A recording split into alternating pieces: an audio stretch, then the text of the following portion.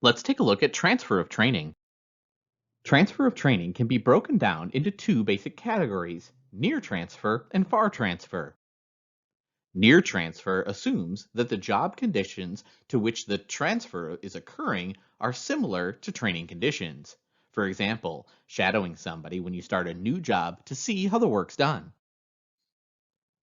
Far transfer assumes that the training must generalize learned skills from the training session to different settings, people, or situations, as well as assumes maintenance of the learned skills over time.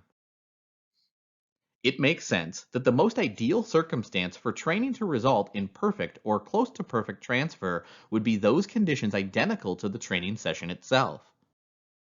Many models have attempted to predict the specific factors that influence transfer of training. Broadly speaking, these models address the most important considerations when designing and implementing a training program to ensure training transfer has the greatest likelihood to succeed. Using a validated measure to assess learning transfer can aid training professionals in assessing Level 3 training evaluation. Personality is a big predictor of training transfer success, and the Big Five personality traits play an equally big role in transfer of training. Characteristics like conscientiousness, agreeableness, and extroversion have a positive impact on motivation to improvement of work through learning. Trainees' motivation and their trainability is dependent on the belief that their direct responsibility for results, belief that training will lead to desired personal results, willingness to manage their own career, and openness to feedback. Self-efficacy is also an important variable to consider in trainees. Research indicates that trainees' self-efficacy can have a positive impact on both learning in the training program and training transfer. A variety of pre-training conditions and experiences affect learning transfer.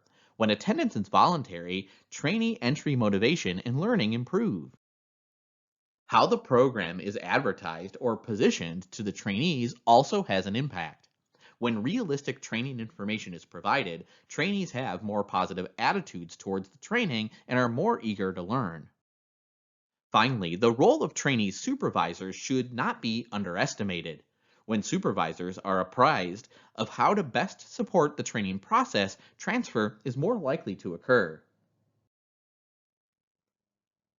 The more the organization's climate or culture supports training transfer in word and action, the greater the likelihood that training will transfer to the job.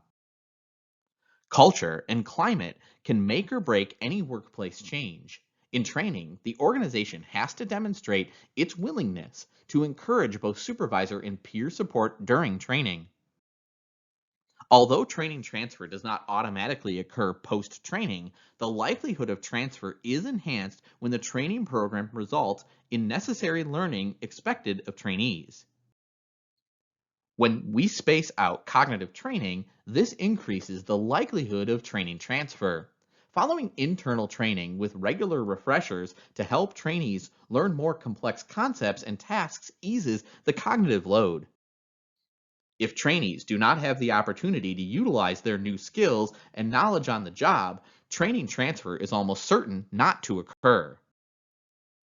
Even with the best of intentions, without support from the supervisor giving them the opportunity to practice their new skills, or support from coworkers, there's no chance for training to be integrated into their on-the-job behavior. Providing follow-up meetings for trainees may allow them an opportunity to discuss problems they might be having and brainstorm ways to overcome challenges.